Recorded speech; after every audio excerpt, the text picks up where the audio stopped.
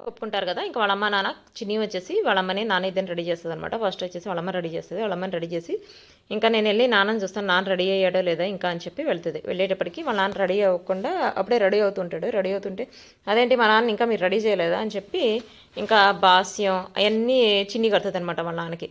First వాళ్ళ అమ్మ దగ్గర మామూలుగా మాట్లాడుతూ ఉంటది. మాట్లాడుతూ ఇవన్నీ జరుగుతున్నాయి. ఇంకొక వైపు వచ్చేసి వర్మ.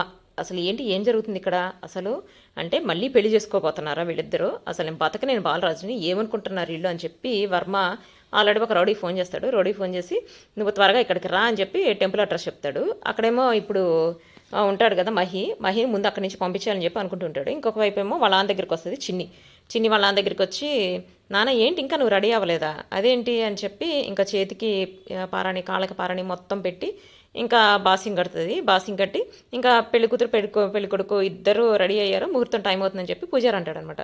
పూజారి అంటే ఇంక ఇద్దరిని తీసుకెళ్తారు.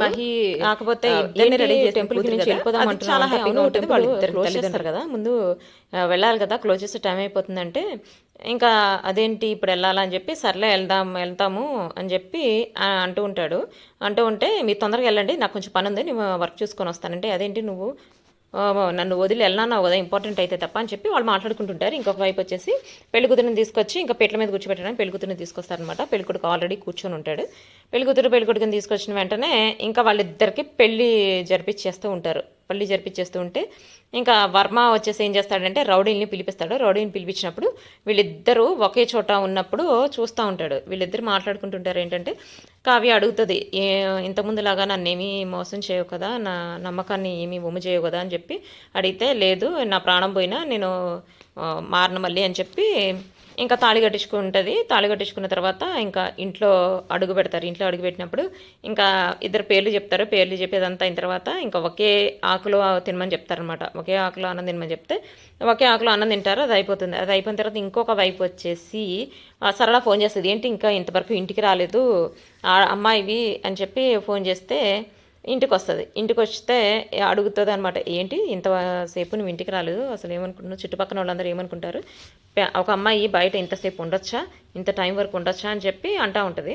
అంటుంటే ఏం లేదు చిన్న పని ఉంటే అని చెప్పి మామూలుగా అదేంటి నీ కాళ్ళ పారాణి ఉంది ఇట్లా చేయొద్దు అని అవి మాట ఏం చెప్పాలి ఏం అర్థం కాదు. మెల్ల కూడా పసుపు తాడు ఏదో ఉన్నట్టుందమ్మా అని చెప్పి అంటది. అదేంటి నాకు తెలియకుండానే మాకు చెప్పకుండా పెళ్లి చేసుకున్నావా అని చెప్పి అంటదనమాట. అంటే ఇంకా ఏం మాట్లాడకపోతే అదేంటి కాలపారని చెప్పు మాట్లాడకుండా అంత సైలెంట్గా ఉన్నావు ఏంటి పెళ్లి చేసుకున్నావు అని చెప్పి అంటే లేదు నేను ఎందుకు పెళ్లి చేసుకుంటాను మీకు చెప్పకుండా అని చెప్పి అంటది. అంటే మరి అదేంటి కాళ్ళకి పారానేంటి మెడలో పసుపు తాడేంటి అని చెప్పి అంటే ఏం చెప్పాలో అర్థం కాదు అసలు ఎట్లా తప్పించుకోవాలో అర్థం కాదనమాట. ఇంకా ఆలోచిస్తూ ఉంటుంది ఏంటి ఇప్పుడు నిజం బయటపడిపోతుందా ఏం చేయాలి ఏం చెప్పాలి నేను ఏం చెప్తే ఎట్లా ఉంటుంది నన్ను ఇంట్లో ఉండనిస్తుందో లేదో వెళ్ళిపోమంటదేమో ఇంట్లో నుంచి బయటికి అని చెప్పి ఆలోచిస్తూ ఇంకా సరళ మాట్లాడుతూనే ఉంటుంది. మాట్లాడు ఏంటి మా తెలియకుండా చెప్పకుండా ఎవరిని చేసుకున్నావు పెళ్ళి అని చెప్పి అంటే లేదు నేనేం పెళ్లి చేసుకోలేదు అంటానే ఉంటుంది అనమాట. సో